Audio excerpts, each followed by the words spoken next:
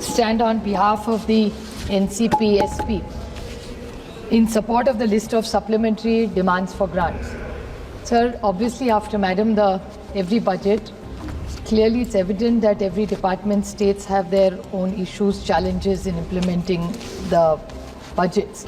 So clearly this list of supplementary demands is something we all support because we do understand it's the need of the hour, and I must say that compared to the last time, this time it clearly comes far more organized because the amount is much lesser than last time. So I would compliment the entire department for being, I think, either more organized or more structured or working better, whatever it is, but we're much more satisfied than what we were the last time for the demands of grants. Right now, India, clearly because of the global scenario, I do understand India is no more an insulated economy. So we do understand that every economy which is not insulated has its own challenges. And I think we really need to put all our minds, and this entire house needs to be together in what awaits India's economy in the world scenario. Because clearly a few points which everybody earlier has said that the growth has come down to 5.4, which is clearly alarming, and I'm sure the Honorable Finance Minister is also as alarmed as we are. But clearly a decrease in consumption growth, persistent inflation, necessity of sticking to a monetary policy, the alarming lower private investments and sluggish FDIs clearly are worrying all of us. The job, I just would like to have pointed questions to the Honorable Finance Minister, because as we are elected representatives, there are a few questions, if you could kindly in a reply reassure the nation as what steps is this government taking for job creation given the scenario and the economy where it's going? How are you going to increase the consumption or the purchasing power right now, considering the growth has slowed down? The food and retail inflation, how are you going to reduce it? What steps are you going to take? How are you going to increase? India was always a savings economy. With the changing scenario, the global scenario, people are clearly, it's becoming a more spending economy. There was a time where interest rates used to be at 11 and 13%, used to be double digit. Now it's come down to 6 and 7. So people are not saving as much as they do, which is going to hurt our economy in the long run eventually. And the increase in income, given this scenario and slowing down, how are incomes going to increase for the earlier questions? And how are you going, what steps, specific steps is this government going to take to increase domestic investments? Earlier when she brought in the bill for banking, which we all supported, I even brought out an issue of the NBFCs. I would like to ask, just out of concern, that NBFCs are encouraging, they are growing. But there are a lot of deposits which people put. Is there a regulator that she has in mind for all these NBFCs? Because these are people, these NBFCs reach the last person. So it has to be regulated. So what are the checks and balances or mechanism that this government has in mind so that they all feel very safe and secure like normal banks do? So that's my first question. The other question I'd like to ask the Honorable Finance Minister is, we have a huge unorganized sector in this country. So even in today's reply, in the morning, there was a reply given by the government that they are trying to consolidate the entire unorganized sector and bring them under some protection scheme, that all the schemes that are done by the government of India are supported. It's called some 21-point program that this government has started. So if there is a huge unorganized sector even today in India, how are you going to consolidate, and is there a timeline for it? Because today you have said you've got about 30 crore people under that scheme, which is not clearly covering all the unorganized sector. So what steps are you doing? And there has to be a timeline. I am not taking away from the intention of the government that you really want to take everybody, which is including the gig workers, the domestic help, all these are even today unorganized. So do you have a plan to bring every Indian who fits in the unorganized sector to come into an organized sector which will eventually help our economy?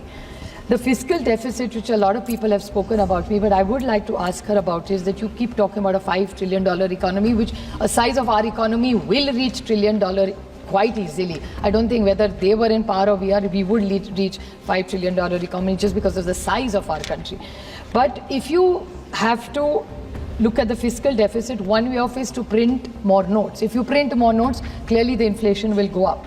Tax is increasing, you're saying more people are coming in the tax. But what specific steps are you taking? Because whatever numbers are showing that the foreign borrowing has substantially gone up in this country.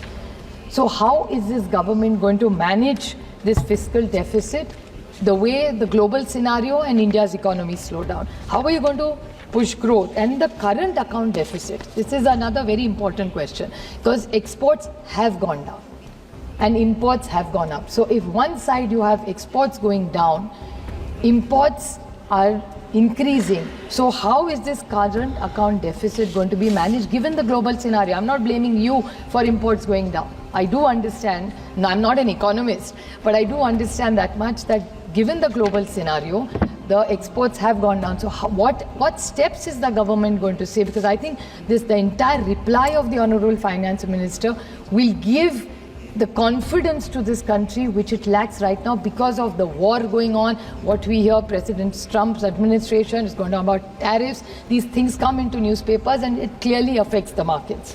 I would like to highlight one very important point which has alarmed me personally.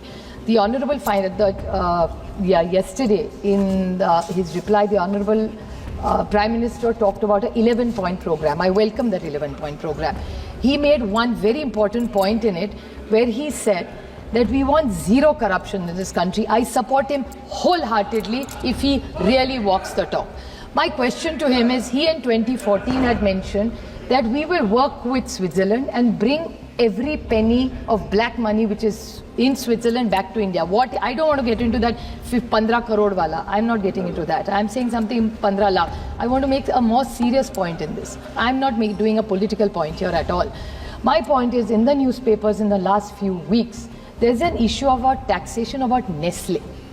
I don't care whether it's Nestle. For me, Next is as X factor, as we can call it. It's not about the company, the point I'm making. We in Switzerland had a very good relationship for decades. We have worked with them. You have talked about economic issues with them, bringing black money from there, all that. So you had committed to the nation that we will work closer with Switzerland and get all that information and bring that money back to this country.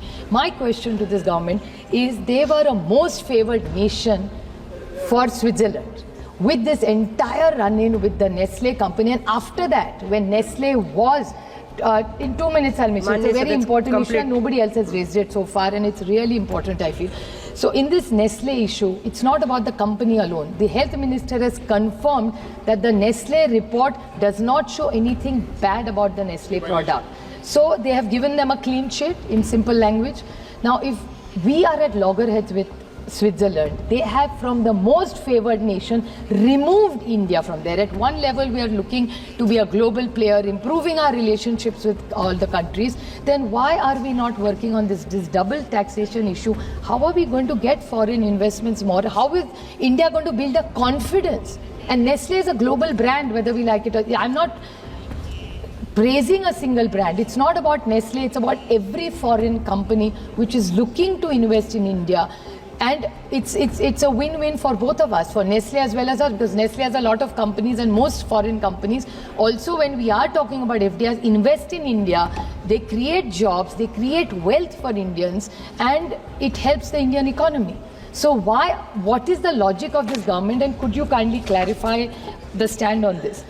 Talking about agriculture, Sanjay Bhaiya is unfortunately not here, but he extensively talked about agriculture. I appreciate that they have started many schemes, but I would like to specifically ask this government that they have committed to a complete loan waiver, especially from the state I come from, be it soybean, be it cotton, be it milk. उनकी सरकार ने कहा था कि हम पूरा कर्जा माफ करेंगे महाराष्ट्र के हर किसान का. So will this government commit, because eventually that economy is not doing well in Maharashtra. So they have completely crossed all their loan things. So I would like to ask the Honorable Finance Minister that in the intervention that she has made, she has promised and committed that they are going to give a lot of money for agriculture, which I welcome. But will there be a complete loan waiver? And आज ही सुबह हमारे नासिक के जो सांसद है बगरे sir, उन्होंने जो which is a combination, वो एग्रीकल्चर मंत्रालय, कॉमर्स मंत्रालय और फाइनेंस मिनिस्टर तीनों को मिलकर इसका निर्णय लेना पड़ेगा कि महाराष्ट्र में प्याज, सोयाबीन हो, दूध हो या कपास हो, बट सबसे अभी क्राइसिस चल रहा है प्याज का.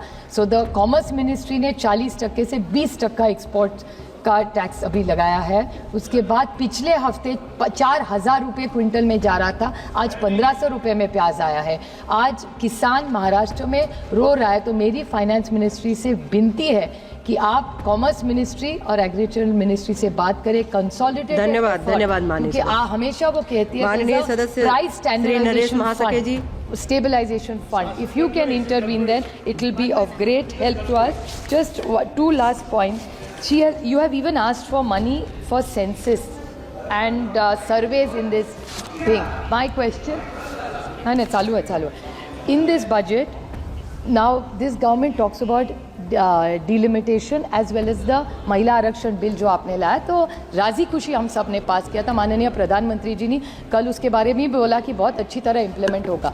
अगर वो 29 में इम्प्लीमेंट होना हो तो when will this government have this census delimitation? Our constitutions are 23 lakhs. मेरा निर्वाचन क्षेत्र आज 23 लाख। इसके बारे में अभी रेड्डी जी भी बोल रहे थे कि आज हमें 5 करोड़ रुपया मिला।